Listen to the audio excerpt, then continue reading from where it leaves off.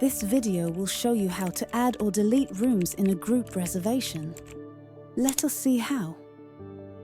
Right-click the reservation for which you wish to add or delete a room. Click View Details in the context menu that shows up. The group reservation opens in a new tab. Click Enable Editing to make changes.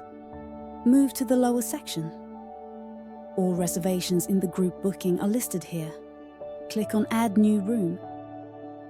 Add New Room panel opens up. Select the desired room type.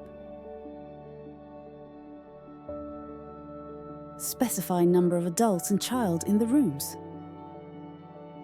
Select the number of rooms to be added. Click Add. 2 new rooms are added to the group. The added rooms can also be deleted from the group. To delete rooms, click on the Delete icon. A confirmation panel opens. Click OK. This will delete unwanted rooms from the group. Save the changes made. This brings us to the end of the video on how to add and delete rooms in a group reservation.